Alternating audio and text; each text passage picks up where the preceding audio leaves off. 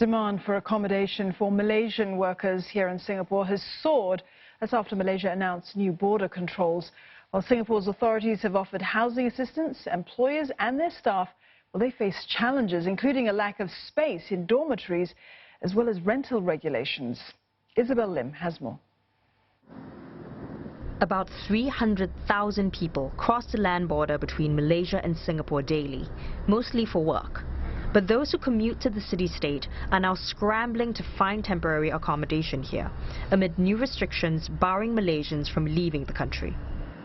A check with workers' dormitories, service apartments, realtors of HDB flats, and even backpackers' hostels reveals that all of them have been receiving calls from employers as well as workers who will be affected by the travel restrictions that prevent Malaysian workers from crossing into Singapore for about 2 weeks. Some dormitories have been fielding up to 100 calls since this morning.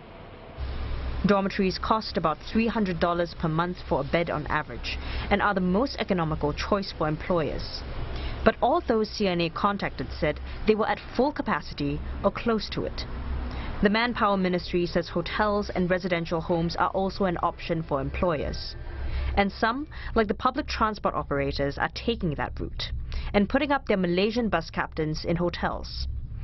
For residential units, real estate companies we spoke with say there's sufficient stock to accommodate the requests coming in, but existing rules on renting are an obstacle.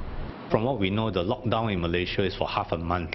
However, for residential properties in Singapore, we're not allowed to do temporary accommodation. So the minimum lease is 3 months for private residential and 6 months for HDB flats.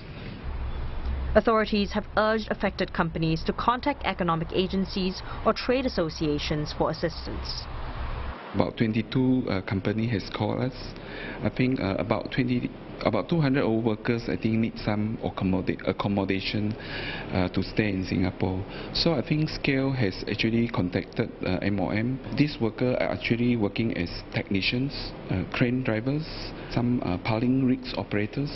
They are actually performing a more critical function nowadays.